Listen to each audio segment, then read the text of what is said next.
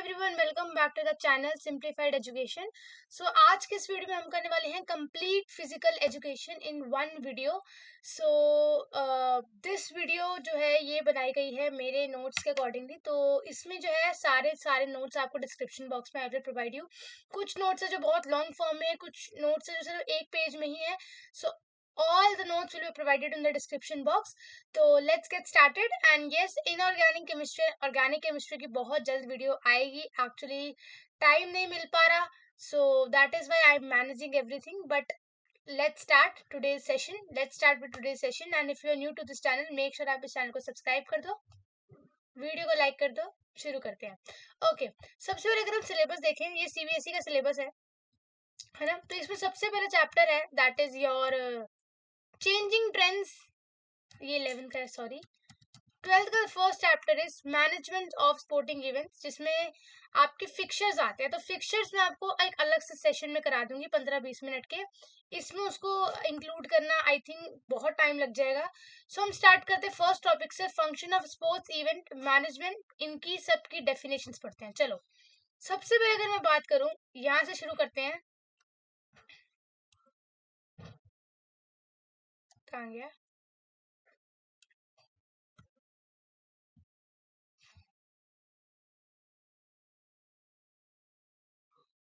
तो इसमें थोड़ी सी डेफिनेशंस आती हैं। सबसे पहली डेफिनेशन ये है कि प्लानिंग क्या होती है। प्लानिंग का सिंपल सीधा मतलब क्या होता है, किसी भी for example you are planning to go on a vacation, you are planning to study, you are planning to do something different. तो प्लानिंग सिंपली मीन जो आप सोच रहे हो है ना, उसको आप क्या करोगे, अचीव करोगे। For example you are planning कि आप वेकेशन पे जाओगे, तो अपने थॉट्स को पहले तो टुगेदर कर रहे हो, फिर उस एक्टिविटी को ऑर्गेनाइज कर रहे हो, ताकि आप उस गोल को जो आपने सोचे कि मैं घूमने जाऊंगा वो आप पूरी कर सको। If you are not planning, आप विदाउट प्लानिंग कहीं घूमने जा सकते हो? No. So planning is the process of putting your thoughts together and organising activities which is required to achieve a desired goal. This is the meaning of planning. Then we have the staffing. Staffing simple सीधा मतलब होता है कि right people को right job के लिए approach करना, है ना। फॉर एग्जाम्पल मैं एक रिक्रूटमेंट कर रही हूँ, तो मैं देखूंगी जिसने केमिस्ट्री ऑनर्स करी उसको मैं केमिस्ट्री टीचर के लिए रखूंगी, जिसने फिजिक्स ऑनर्स करी उसको मैं फिजिक्स टीचर के लिए रखूंगी। तो staffing is the process of recruiting right people for the right job. Then we have the directing. Directing का मतलब क्या होता है, you are giving instructions, you are giving guidance, you are giving motivation to your staff, जिससे easily क्या हो, work बहुत ज्यादा एफिशिएंटली हो। डायरेक्टिंग कौन करता है? एचआर या मैनेजर, जो कि इंस्ट्रक्शन देगा, गाइडेंस देगा, मोटिवेशन देगा अपने स्टाफ को, ताकि जल्दी जल्दी वो अपना काम पूरा कर सके और अपने जो गोल है उनकी तरफ वो जा सके। Then we have meaning of controlling. Controlling means कि आप सारी एक्टिविटीज पे अपना कंट्रोल रख रहे हो, ठीक है। आप कंट्रोल कर रहे हो, आप जंक फूड खाने से अपने आप को कंट्रोल कर रहे हो, आप फोन चलाने से अपने आप को कंट्रोल कर रहे हो। That is the controlling, that will B controlling. Fine, 4 definitions. yes, planning, when you are putting your thoughts together and organizing them in order to achieve a desired goal. Then we have the organizing, in which you are organizing something, ठीक है। ये इसमें देखो, ये organizing की definition है यहाँ पे, ठीक है। organizing, when you are organizing something. staffing is the right people for the right job. directing का मतलब क्या होता है? this is the directing का मतलब क्या होता है? giving guidance, giving motivations to, ठीक है, in order to achieve a desired goal. And the controlling is when you are keep controlling on your activities. That is a simple meaning of controlling. Fine. So this is a 5 kind of definitions that will definitely ask in an examination just for 1 marks. ठीक है, ये आपको MCQ में ही आएंगी, है ना। एक आपको definition दे देंगे, you will give a definition and आपको बतानी है कि वो किस चीज की definition है ना। आपको सिर्फ वो चीज बतानी है कि वो किस चीज की definition probably है। फाइन, सो ये हो गया। अब हम चलते हैं अपने नेक्स्ट टॉपिक पे, जो कहता है various committees and the responsibilities pre, during and post. See, there many committees जो कि हेल्प करती हैं एक इवेंट ऑर्गेनाइज करने में। एक इवेंट ऑर्गेनाइज करने में बहुत सारी चीजें यूज होती हैं। जब इवेंट आने वाला है तो उसके पहले की ऑर्गेनाइजेशन, इवेंट चल रहा है उसकी ऑर्गेनाइजेशन, इवेंट हो गया उसकी ऑर्गेनाइजेशन। तो इसमें आती है सबसे पहले आपकी OFPT, ऑफ पीटी से रख लो, ऑफ PTM, ठीक है, of PTM, yes of PTM, PTM नहीं है, ऑफ PTM। सबसे पहले इसमें आती है आपकी ऑर्गेनाइजिंग कमेटी, जो ऑर्गेनाइज करेगी सारा प्रोग्राम। क्या करेगी? ऑर्गेनाइजिंग करेगी। ये क्या करेगी? एक महीना पहले कहीं पे टूर्नामेंट होना है, बैडमिंटन टूर्नामेंट होना है, क्रिकेट टूर्नामेंट होना है, तो सबसे पहले ये क्या करेगी? सारी जितनी भी कमेटीज होंगी उनको इन्फॉर्म कर देगी कि भाई इस दिन इस तारीख को है ना यहाँ पे टूर्नामेंट है, तो सब कुछ ऑर्गेनाइज करना शुरू कर दो।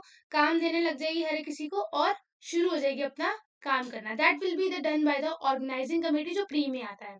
देन भी आती फाइनेंस कमेटी, नाम से पता लग रहा है फाइनेंस कमेटी है तो पैसे भरेगी। क्या करेगी? पूरा बजट देखेगी, कितना बजट आ रहा है, कितने हमारे पास खर्चा है, कितने हमारे पास कम पड़ रहे हैं, कितने ज्यादा पड़ रहे हैं, finance committee. Publicity committee publicly लोगों को बताएगी कि भाई इस दिन टूर्नामेंट हो रहा है, न्यूज़पेपर में, अखबारों में, टीवी में, रेडियो में, पोस्टर में, है ना, ताकि लोगों को पता लग जाए कि अच्छा ये मैच हो रहा है। फिर हमारी थी टेक्निकल कमेटी, जो टेक्निकल कंडक्ट देखेगी। ठीक है, यही कमेटी क्या करती है? रेफरीज चुनती है, यही कमेटी जजेस चुनती है, यही कमेटी अंपायर चुनती है। ठीक है, देन भी आती है मार्केटिंग कमेटी। मार्केटिंग कमेटी क्या होती है? मार्केटिंग कमेटी जो कि सारे इक्विपमेंट्स परचेज कर लेती है।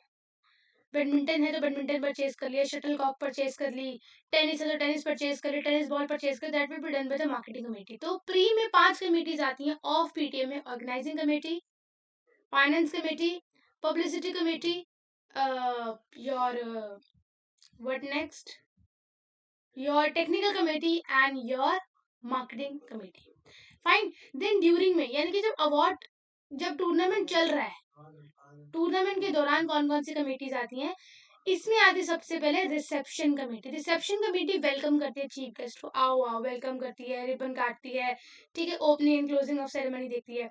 ट्रांसपोर्ट कमेटी क्या देखती है कि अगर प्लेयर्स को एक जगह से दूसरी जगह लेके जाना है तो उनके एरोप्लेन का खर्चा, उनके प्लेन का खर्चा, उनकी गाड़ी का खर्चा, उनके सबका खर्चा कौन देखेगी? Transport committee. फिर आती है बोर्डिंग एंड लॉजिंग कमेटी। ये करती है उनके रहने का इंतजाम करती है, उनके खाने का इंतजाम करती है, सारे अरेंजमेंट्स कौन देखती है? Boarding and lodging committee.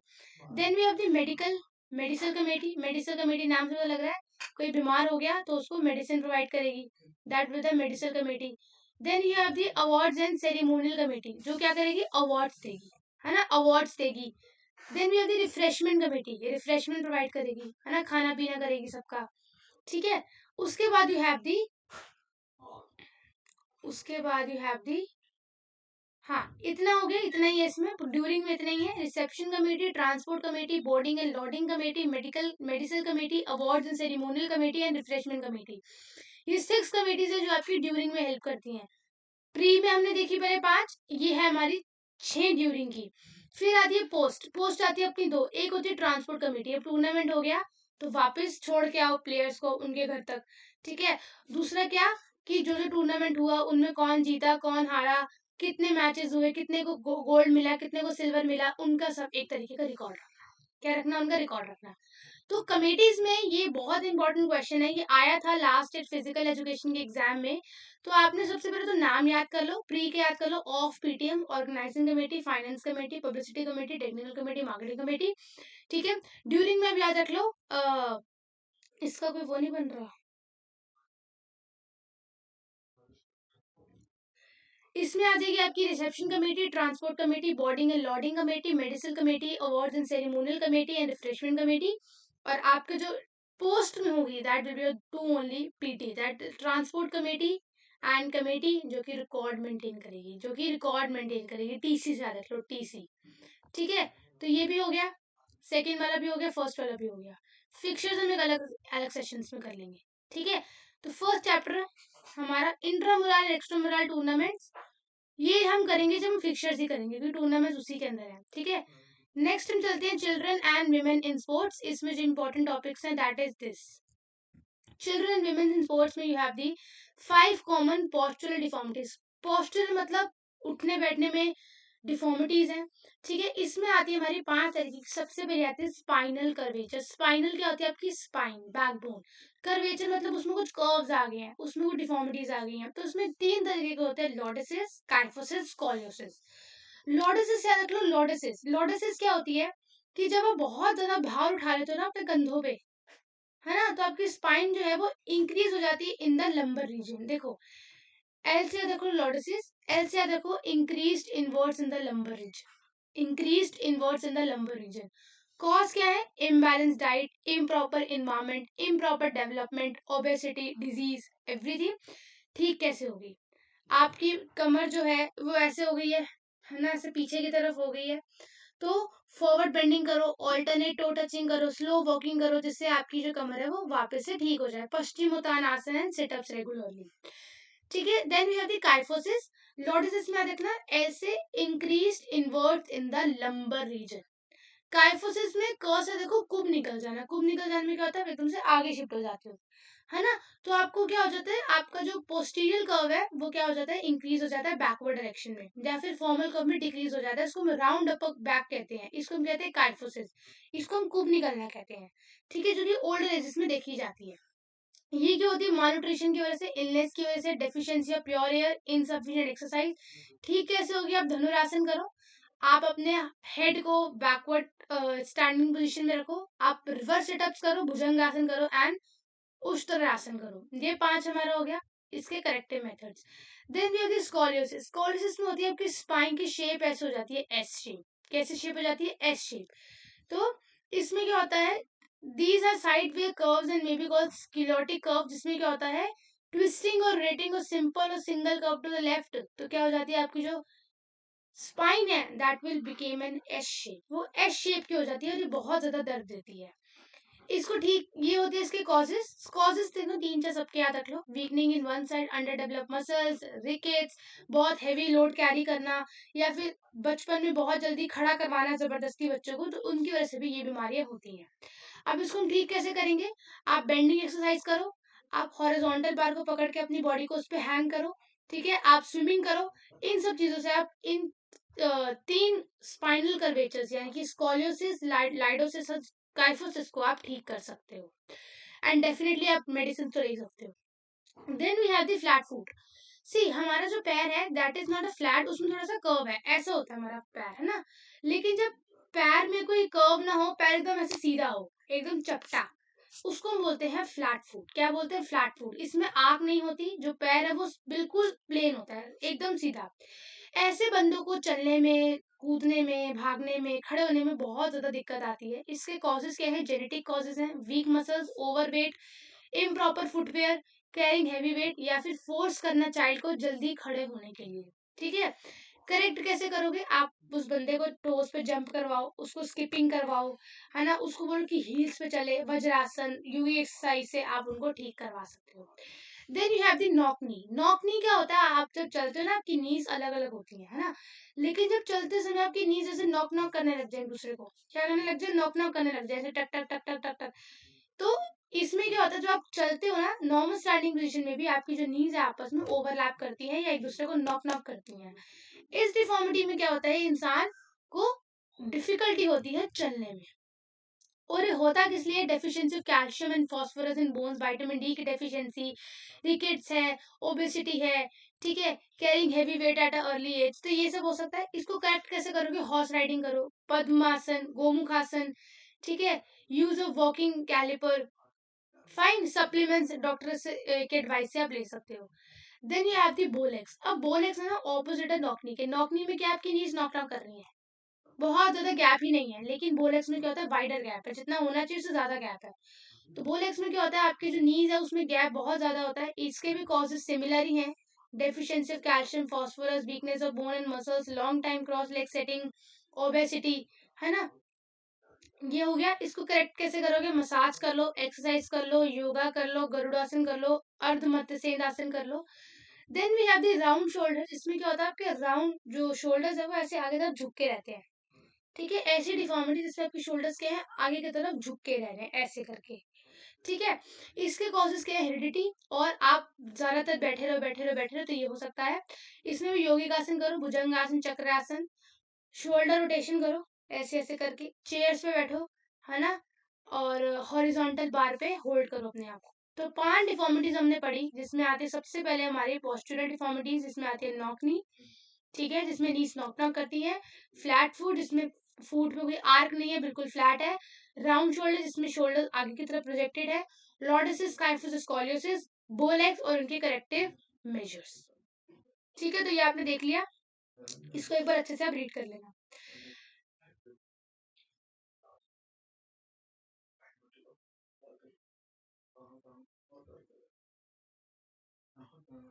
हमने कर लिए।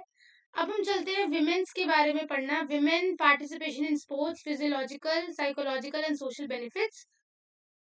इंपॉर्टेंट टॉपिक्स है social consideration, menarche, menstrual cycle and your female athlete. या सबसे पहले व्हाट इज मेनार्क? मेनार्क होता है first period of a women, है ना, फर्स्ट मेंस्ट्रुअल ब्लीडिंग, जो कि अप्रोक्सीमेटली 12 साल की उम्र में स्टार्ट हो जाती है। ठीक है, किसी में बहुत अर्ली हो जाती है 8-9 साल की उम्र में, किसी में बहुत लेट होती है 16 साल की उम्र में। That will definitely depend on the individual hormones पे डिपेंड करता है।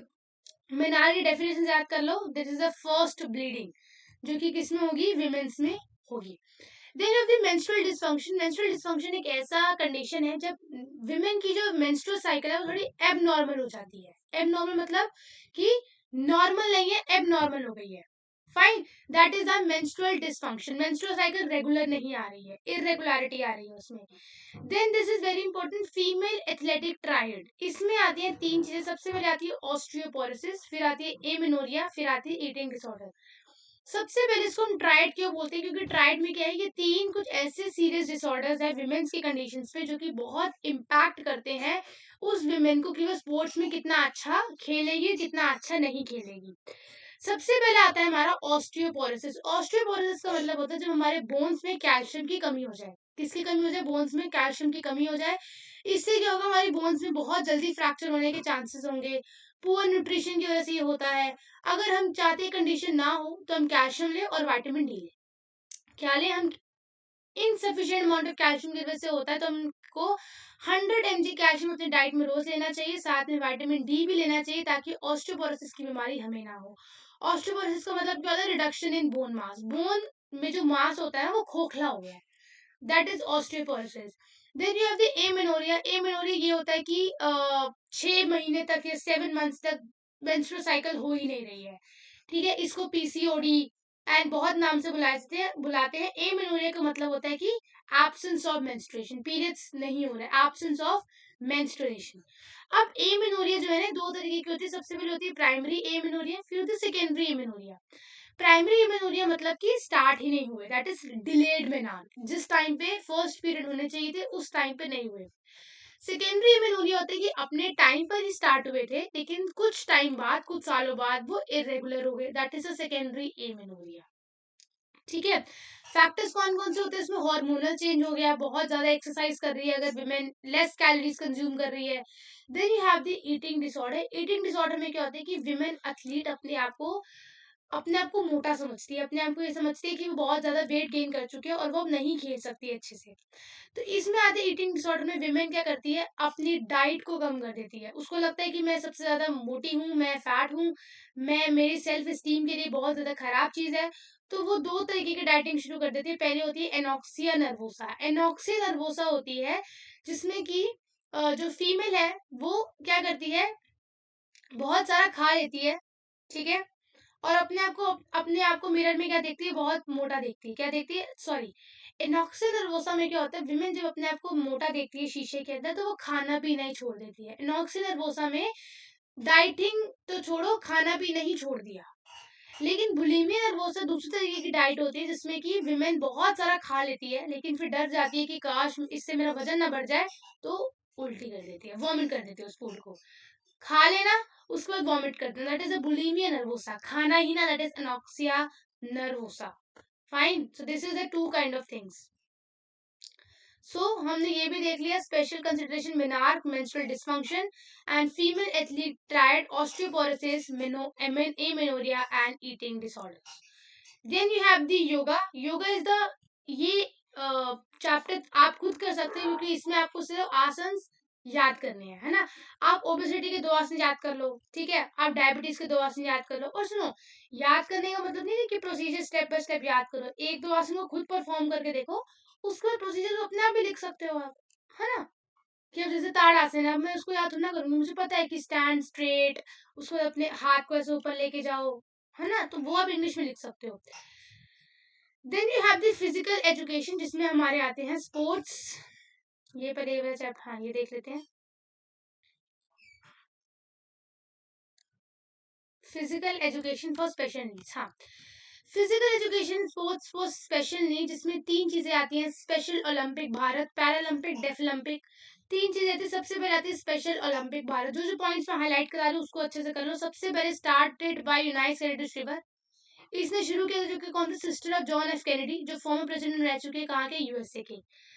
स्पेशल ओलंपिक भारत में क्या कहा था कि इक्वल अपॉर्चुनिटीज देनी है, किनको, उन लोगों को जो कि बाकी लोगों से थोड़े अलग है, ठीक है। अगर उनको इक्वल अपॉर्चुनिटीज दी गई तो वो इतना अच्छा करेंगे, इतना अच्छा करेंगे कि किसी ने सोची नहीं होगी। फाइन। ये फाउंडेड हुआ 1987 में, इसका नाम था स्पेशल ओलंपिक इंडिया, लेकिन 2001 में इसका नाम चेंज होकर स्पेशल ओलंपिक भारत कर दिया गया।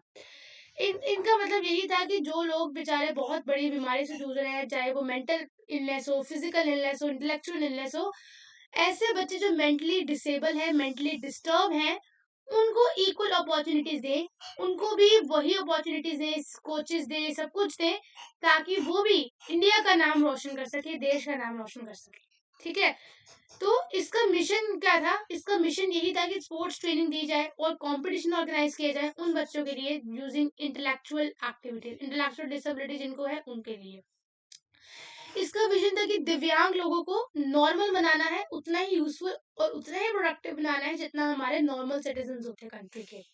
और था let me win but if I can not let me brave in this attempt, मुझे जीतने दो, अगर मैं नहीं जीता तो मुझे अपना 100% देने दो। इसके सिंबल को हम कहते हैं स्टिक फिगर। इसमें अचीवमेंट क्या हुई थी, 885 एथलीट्स ने पार्टिसिपेट किया 8 वर्ल्ड समर गेम्स में, जिसमें से 5 विंटर गेम्स थे, जिसमें से 359 गोल्ड जीते, 353 सिल्वर मेडल जीते, 423 ब्रॉन्ज मेडल जीते। So this is a very good achievements. Benefits क्या हुए, फिजिकल फिटनेस बढ़ी, मोटर स्किल्स बढ़ी, सेल्फ कॉन्फिडेंस आया लोगों में, राइट। ओके, इसको हम या then we have the Paralympics. Paralympics में क्या होता है, इन उन लोगों के लिए होती है जिनकी मोबिलिटी के लिए डिसेबिलिटी है, ब्लाइंडनेस है, देख नहीं सकते, एंड सेरिब्रल पैल्सी है। तो इसका यही मिशन था कि उन बच्चों को मोटिवेशन देना जो मोबिलिटी से जूझ रहे हैं, देख नहीं सकते हैं। इसका मोटो था स्पिरिट इन मोशन। सिंबल क्या था इसका, अजीतो फिगर, अजीतो शेप था और 3 कलर थे उसमें, रेड, ब्लू और ग्रीन। फ्लैग व्हाइट कलर का था और उसमें पैरालंपिक सिंबल था। ओथ ये था कि in the name of all the competition I promise कि मैं सारे रूल्स को फॉलो करूंगा, कोई चीटिंग नहीं करूंगा, कोई डोपिंग नहीं करूंगा, कुछ भी नहीं करूंगा, और ट्रू स्पिरिट और स्पोर्ट्समैनशिप के साथ गेम को खेलूंगा। इसमें ओपनिंग सेरेमनी कैसे होती है, मतलब ओपनिंग सेरेमनी में जो कंट्री होस्ट कर रही होती है उसका फ्लैग पहले तो होस्ट करते हैं, उस पर उस कंट्री का नेशनल एंथम गाया जाता है, एक पैरालंपिक फ्लेम जला दी जाती है, जिससे पता लग जाता है कि गेम्स अब ऑफिशियली ओपन हो चुकी हैं। क्लोजिंग के दिन क्या करते हैं, फ्लैग को उतार देते हैं, गेम ऑफिशियली बंद हो जाती है, और जो फ्लेम हमने जलाई थी उसको बुझा देते हैं। अवार्ड्स में इसमें मेडल्स देते हैं, gold medal, bronze medal, silver medal, ये सब मेडल्स हम देते हैं। और इसमें फीलिंग्स कौन कौन सी आती है, करेज, डिटर्मिनेशन, रोल मॉडल, ये सब फीलिंग्स आती हैं उन लोगों के अंदर। फिर you have the deaf Olympic. अब डेफ ओलंपिक नाम से मुझे लग रहा है उन लोगों के लिए है जो कि सुन नहीं सकते, है ना, जो डेफ हैं, जो सुन नहीं सकते। ऐसे लोग जो सुन नहीं सकते ना, तो उनका जब हम गेम स्टार्ट करते हैं तो हम विसल्स नहीं बजा सकते, हॉर्न्स नहीं बजा सकते, क्योंकि वो सुन नहीं सकते। तो उसमें विजुअल सिंबल यूज करते हैं, फ्लैग्स यूज करते हैं, ताकि वो देख सकें कि गेम शुरू हो चुकी है। 4 साल में एक बार ये होता है। इसका आइडिया है पर लूडोस इक्वालिटीज, इसका क्या है, आइडियल है आइडिया। एलिजिबिलिटी ये है कि हियरिंग लॉस जो है 55 डेसिबल तक मैक्स मिनिमम होना चाहिए, मिनिमम मेंबर होना चाहिए नेशनल एसोसिएशन का, ठीक है, और किसी भी तरीके की मशीन ना लगाता, है ना, कान की मशीन ना लगाता हो। इसका सिंबल है hand shape, okay, good grade, they overlap each other in a circle, the centre of the eyes represents eyes of the eye, the colour are red, blue and the green. अब aim क्या है, क्यों हम कर रहे हैं ये सब, इतना सब special Olympic Bharat, Paralympic, deaf Olympic क्यों कर रहे हैं, उन लोगों की डेवलपमेंट के लिए उनको इक्वल अपॉर्चुनिटीज देना चाहते हैं, उनको एम्पावर करना चाहते हैं, ये बताना चाहते हैं कि वो किसी से कम नहीं है, ठीक है। उनके अंदर में एक्सपीरियंस जगाना चाहते हैं और उनके अंदर करेज, डिटर्मिनेशन, रोल मॉडल, इक्वालिटी की फीलिंग सब जगाना चाहते हैं। Let's talk about international Paralympic committee. नाम से लग रहा है पैरालंपिक्स कंडक्ट करती है, तो इस समय पैरालंपिक्स और विंटर पैरालंपिक्स दोनों कंडक्ट करती है। 22 सितंबर 1989 में फॉर्म हुई थी। हेडक्वार्टर इसका बॉन जर्मनी में, और इसका मेन एम क्या है कि उन लोगों के लिए काम करना, उन लोगों के लिए, उन लोगों को अपॉर्चुनिटीज देना जो कि जिनके पास उस चीज की कमी है। तो उसमें यही है, organisation promoting disability sports, special Olympic, Bharat Paralympic, Deaflympic, ठीक है। एडवांटेजेस, उसके बाद स्ट्रैटेजीज तो आप खुद भी देख सकते हो कि हम कैसे उनके साथ पास ही पहुंचा सकते हैं। Then you have the balance diet. Balance diet में हमारा आता है न्यूट्रिशन। सो न्यूट्रिशन में you have the balance diet. कहाँ गया?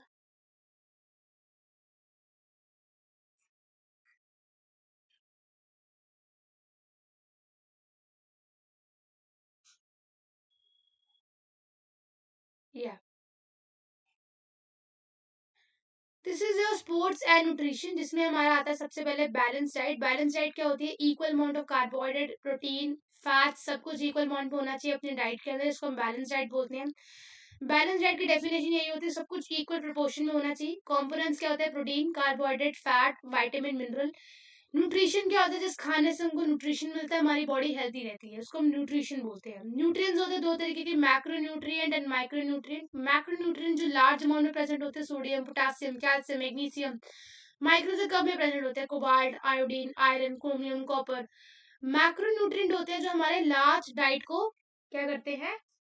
कॉन्स्टिट्यूट करते हैं, ठीक है। कार्ब्स हो गया, पानी हो गया, प्रोटीन हो गया। माइक्रो न्यूट्रिएंट होते हैं जो छोटी अमाउंट में हम लेते हैं, कम अमाउंट में लेते हैं, लेकिन इंपॉर्टेंट उतने ही ज्यादा है, ठीक है। इसमें आते हैं कैल्शियम, पोटेशियम, मैग्नीशियम, है ना, फॉस्फोरस, ये हो गया।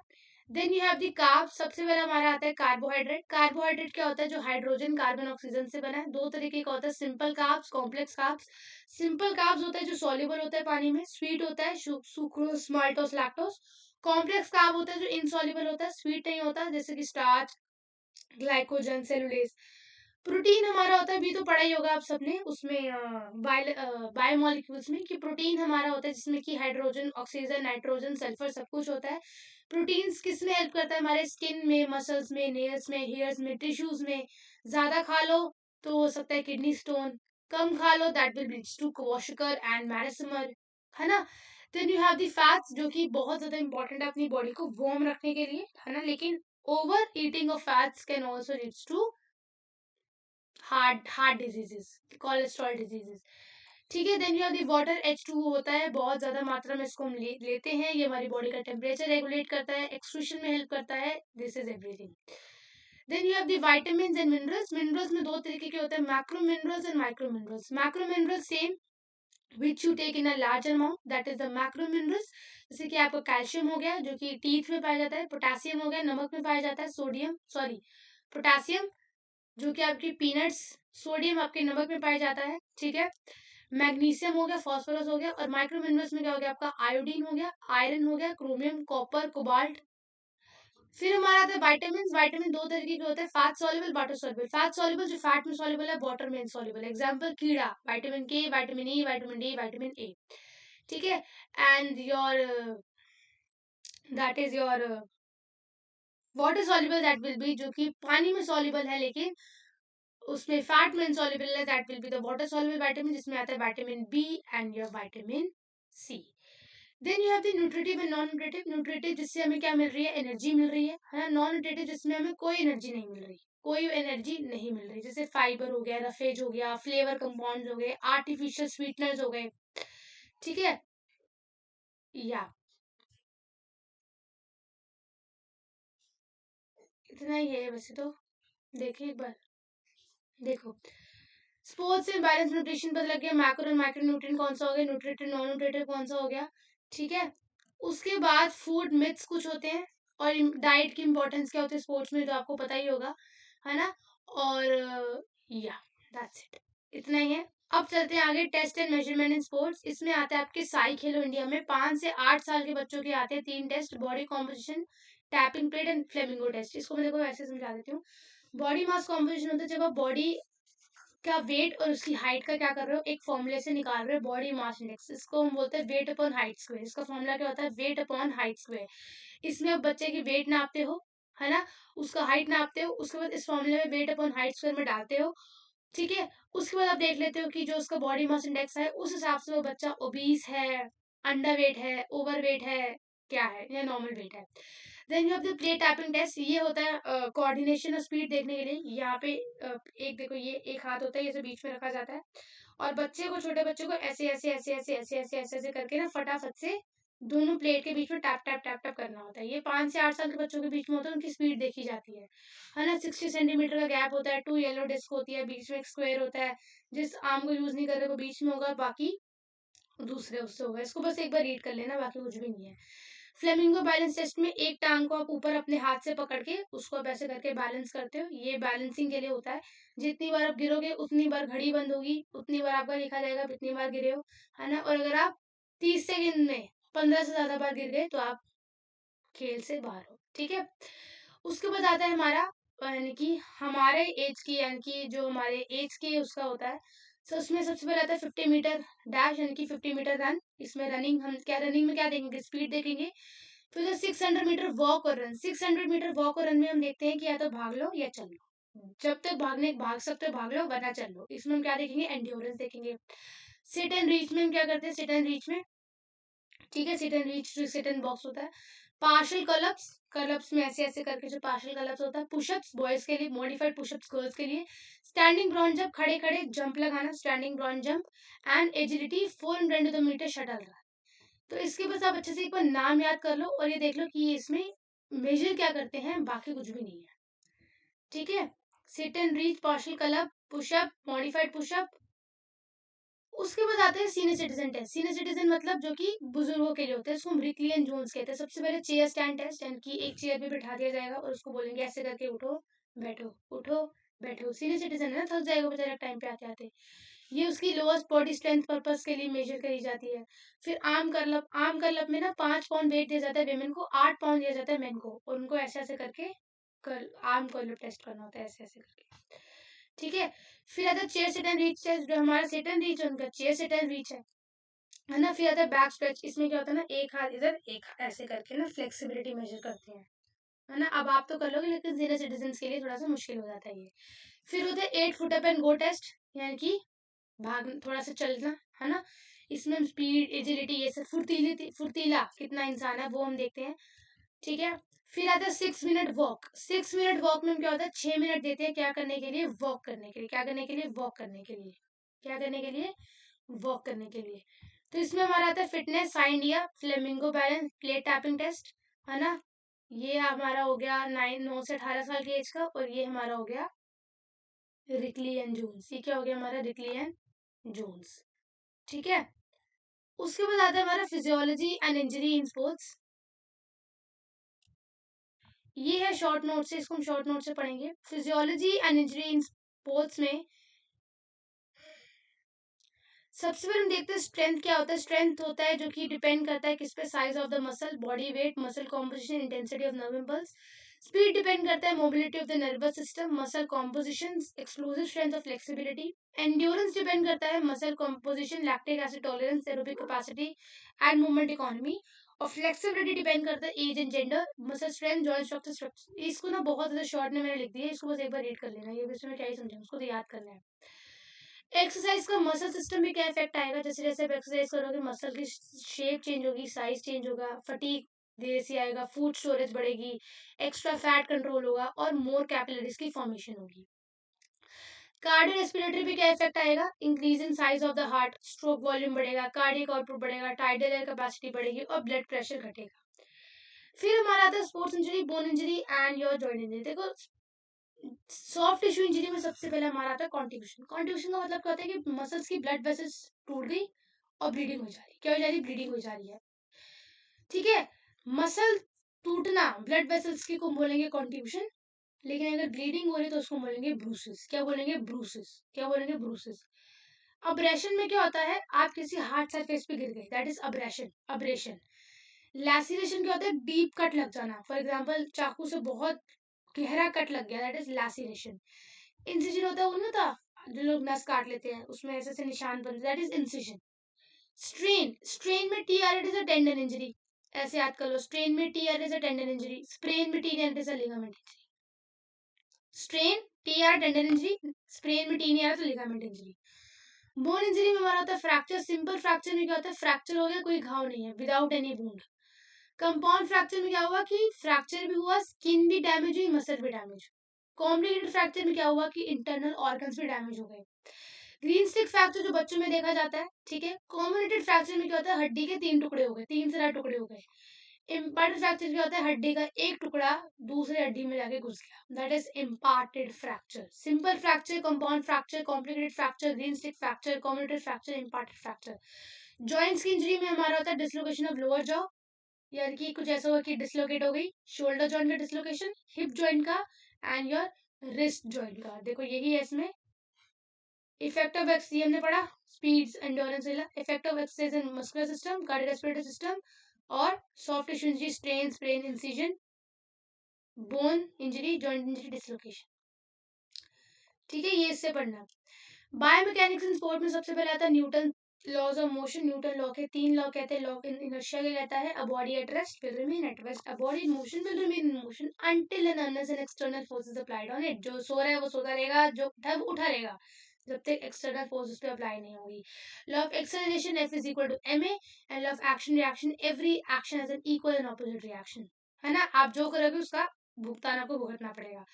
इक्विलिब्रियम होता है जब एक बॉडी पे सारी फोर्सेस क्या है, जीरो एक्ट कर रही है, इक्वल एंड ऑपोजिट है, तो वो बॉडी इक्विलिब्रियम पे ही रहेगी। आपको कोई यहाँ से भी खींच रहा है, कोई वहां से भी खींच रहा है, इक्वल उसमें खींच रहा है फोर्स से, तो आप बीच में रहोगे। स्टैटिक होती है जिसमें सेंटर ऑफ ग्रेविटी स्टेबल होती है, डायनेमिक होती है जिसमें सेंटर ऑफ ग्रेविटी मोशन में होती है। फ्रिक्शन क्या होता है, फ्रिक्शन होता है जब दो बॉडीज आपस में कॉन्टैक्ट में, तो आपस में क्या लगती है, एक फोर्स लगती है। स्टैटिक फ्रिक्शन होता है जिसमें क्या होता है कि फ्रिक्शन हो रही है लेकिन मोशन नहीं हो रहा, यानी कि बॉडी चल नहीं रही।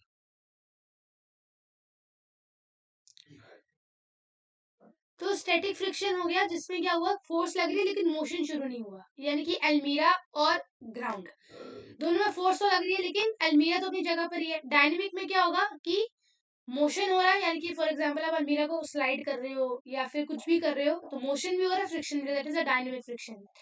फ्रिक्शन के एडवांटेजेस क्या होते हैं कि ग्रिप मेंटेन करने में बहुत हेल्प करती है, ठीक है, और वॉकिंग डिफिकल्ट हो सकती है फ्रिक्शन की वजह से। लेकिन डिसएडवांटेजेस क्या है कि साइकिलिंग, अगर बहुत ज्यादा फ्रिक्शन होगी तो क्या हो जाएगा, स्लिप हो जाएगा इंसान, रोलर स्केटिंग में, है ना। Then you projectile, projectile motion क्या होती है जिसमें आप एक चीज को हवा में फेंकते हो तो वह ऐसे करके गिरती है, ऐसे करके। This is the acute angle, इसको हम जैवलिन थ्रो के एग्जांपल से समझ सकते हैं। The shape is the parabola. इसमें फैक्टर्स को ऐसे याद रख लो, पिया गैस, पिया गैस, पी से क्या होगा, प्रोजेक्शन हाइट, आई से होगी इनिशियल वेलोसिटी, ए से एंगल ऑफ प्रोजेक्शन, जी से ग्रेविटी, ए से रेजिस्टेंस, और एस से स्पिन। इसके इससे छोटे नोट्स और कहीं नहीं मिल सकते, है ना, इससे छोटे नोट्स और कहीं नहीं मिल सकते, यही है जो है। अब देख लो इसमें सब टॉपिक्स कवर हो जाएंगे, Newton law of motion, equilibrium, friction, projectile, ठीक है। Then you have this psychology and sport, जिसमें सबसे पहले आती है अपनी जंग क्लासिफिकेशन, सीजी जंग, जो क्या कहता है, पर्सनालिटी क्या होती है कि इंसान अंदरूनी अंदर से कैसा है, बाहर से तो जैसा दिख रहा है अंदर से कैसा है। जंग क्लासिफिकेशन कहती है 3 तरीके के लोग होते हैं, इंट्रोवर्ट, एक्सट्रोवर्ट, एम्बिवर्ट। इंट्रोवर्ट जो बेचारे अपने अंदर रहते हैं, शाइन है, सोशल विड्रॉल, लोगों से बात करना नहीं पसंद, इनको अपने में रहना पसंद है। एक्सट्रोवर्ट होते हैं घुले मिले लोग, सबसे मिलते हैं, सबसे बातें करते हैं, टॉकेटिव होते हैं, है ना, किसी भी चीज को पूछने में हेजिटेट नहीं करेंगे, बहुत जल्दी दोस्त बना लेंगे। एम्बिवर्ट होते हैं जो दोनों मिक्स होते हैं, डिपेंड करता है सिचुएशन पे, घर पे है तो इंट्रोवर्ट, बाहर एक्सट्रोवर्ट, या बाहर एक्सट्रोवर्ट घर introvert, that's a different thing. Big five theory हमारी कहती है कि 5 क्वालिटीज होती है। सबसे पहले आता है ओपननेस। ओपननेस क्या होता है, जब आप न्यू थिंग सीखते हो, आप क्रिएटिव हो, क्यूरियस हो। कॉन्शियसनेस होता है जब आप ऑर्गेनाइज हो, सिस्टमैटिक हो, पंक्चुअल हो। एक्सट्रोवर्टेड होता है आप टॉकेटिव हो, फ्रेंडली हो। एग्रीएबल होता है जब टॉलरेंट हो, सेंसिटिव हो। अनरिटिज्म होता है मूडी हो, आप इरिटेबल हो, आपका टेम्परामेंट है ना, आपको टेम्पर इश्यूज है। इस प्रॉपर्टीज को भी याद करोगे ओशन से, ओ से ओपननेस, सी से कॉन्शियसनेस, ई से एक्सट्रावर्टेड, ए से एग्रीएबल, एन से neuroticism. That is a big 5 theory, 5 qualities ऐसी होती हैं। देन ये अग्रेशन। अग्रेशन होता है जब आप स्पोर्ट्स में किसी को हार्म करने के लिए खेल रहे हो, आप चाहते हो कि मैं किसी को हार्म कर दूं बस अपने तरीके से। हॉस्टल अग्रेशन होता है जिसमें आपका मेन कॉज ये होता है कि आप स्पोर्ट पर्सन को हार्म करो, आपने ठान लिया। इंस्ट्रूमेंटल होता है आपको किसी ने पैसे दे दिए, है ना, आपको किसी ने पैसे दे दिए कि इसको जरा हार्म कर दे, तो आपने मनी के चक्कर में या कुछ जीतने के चक्कर में आपने उसको हार्म कर, that is a instrumental aggression. Assertive aggression का मतलब होता है कि सिर्फ डोमिनेंस दिखा रहे थे, आपको उसको हार्म करने का कोई इंटेंशन नहीं था, लेकिन अगर फिर भी कुछ हार्म हो जाता है तो दैट इज अ अनइंटेंशनल और एक्सीडेंटल। ठीक है। Then you have this self esteem. Self esteem होती है आपकी सेल्फ रिस्पेक्ट, आप अपने आप को कैसा पर्सन वैल्यू करते हो। मेंटल इमेजिनरी होती है आपकी ख्याली दुनिया, जिसमें आप अपना ही इमेजिनरी इन्वायरमेंट लेके घूम रहे हो, डिल्यूजन। सेल्फ टॉक होता है अपने आप से बात करना, और गोल सेटिंग होती है अपने गोल्स को सेट करना, अपने गोल्स के प्रति थोड़े से क्या होना, मोटिवेटेड होना। पर्सनालिटी कर लिए, जंग क्लासिफिकेशन, बिग फाइव थ्योरी। ठीक है। मोटिवेशन का, हाँ मोटिवेशन बताया तो मोटिवेशन तो सबको पता है क्या होती है। मोटिवेशन होती है कुछ कर दिखाने का जज्बा, इंट्रिंसिक होगी अंदर से आ रही है, एक्सट्रिंसिक होगी बाहर से आ रही है। फिर अग्रेशन देख लिया and self esteem, self talk देख लिया। लास्ट चैप्टर पे चलते हैं, that is your training in sports. ठीक है, ट्रेनिंग इन स्पोर्ट्स में तो कुछ भी नहीं है, ओ थोड़ा ब्लर हो गया ये, नो मैटर, हम करते हैं। ट्रेनिंग इन स्पोर्ट्स में आपको सबसे पहले देखना है कि स्पीड क्या होती है। स्पीड होती है भागने की कैपेसिटी। स्पीड्स के टाइप क्या होते हैं, reaction ability, movement ability, locomotor ability, acceleration ability, speed endurance. Method कैसे है, एक रन होगी एक्सेलरेशन रन, दौड़ के बहुत फास्ट रन, पेस रन मतलब धीरे धीरे रन, धीरे धीरे धीरे। फिर होती है फ्लेक्सिबिलिटी, कैसे आप अपनी बॉडी को लचीलता से क्या कर सकते हो, मूव कर सकते हो, दैट इज अ फ्लेक्सिबिलिटी। क्या होती है वो, फ्लेक्सिबिलिटी होती है। क्या होती है, फ्लेक्सिबिलिटी। दो तरीके की होती है, एक होती है पैसिव, एक होती है एक्टिव। एक होती है पैसिव, एक होती है एक्टिव। ठीक है, एक होती है पैसिव, एक होती है एक्टिव। अब फ्लेक्सिबिलिटी के मेथड्स है, बैलिस्टिक है, स्टैटिक स्ट्रेचिंग है, डायनामिक स्ट्रेचिंग है। ठीक है। फिर आती है कोऑर्डिनेशन एबिलिटी, इसमें क्या तो कर लो कार्ड ब्रो। कार्ड ब्रो के टाइप्स के coupling agility, coupling ability, adaptation ability, rhythm ability, differentiation ability, balance ability, reaction ability, orientation ability. अब ये सब ना आपको आपकी बुक में गिवन है, लेकिन कौन सोचता हो ना, कौन खोले बुक को, कौन नोट्स बनाए, तो ये डाउनलोड करके पढ़ लेना इसी को। स्ट्रेंथ हमारी होती है जिसमें हम ओवरकम करते हैं रेजिस्टेंस को, यानी कि कितनी हमारी शक्ति है। डायनामिक स्ट्रेंथ होती है मैक्सिमम स्ट्रेंथ। ठीक है, और एक होती है हमारी स्टैटिक स्ट्रेंथ। ठीक है। मेथड्स होते हैं isometric exercises, isokinetic exercises, isotonic exercises. Endurance का होता है हमारी सहन शक्ति, कितना हम एक्टिविटी को सहन कर सकते हैं। दो तरीके में नेचर पे डिपेंड करती है, एक्टिविटी कैसी है, बेसिक है, जनरल है, स्पेसिफिक है, ड्यूरेशन कितनी है, शॉर्ट टर्म के लिए है, लॉन्ग टर्म के लिए है, मिडिल टर्म के लिए है। एंड मेथड्स कौन कौन से होते हैं, continuous, interval and your fartlek method है। इसको किसने दिया था, इसको गोस्टा हॉलमोल ने। ठीक है, तो ये हो गया, ये हो गया। ये पीडीएफ मैं डिस्क्रिप्शन बॉक्स में दे दूंगी, आप मुझे बता देना अगर चाहिए तो। एंड अगर किसी ने अभी तक भी, जिसने पढ़ा उसको तो समझ आएगी होगी, उसके बाद रिविजन होगी, लेकिन जिसने अभी कुछ भी नहीं पढ़ा उसको मैं इतना ही बोलूंगी कि नोट्स को डाउनलोड कर ले डिस्क्रिप्शन बॉक्स से, और इसको ही पढ़ ले अच्छे से, है ना, मेन मेन पॉइंट पॉइंट पढ़ ले। और जो शॉर्ट नोट्स है ना वो तो अच्छे से हो जाएंगे, उसको तो करने ही करने हैं शॉर्ट नोट्स को। ऊपर के जो चैप्टर्स है वो भी बहुत ज्यादा आसान है। ठीक है। So I think that's it for this video. कुछ टॉपिक रह गए हो तो मुझे डिस्क्रिप्शन में बता देना, सॉरी कमेंट्स में बता देना, मैं उसको अलग से समझा दूंगी। I'll see you in the next session. Till then, take care. Thank you so much and bye bye.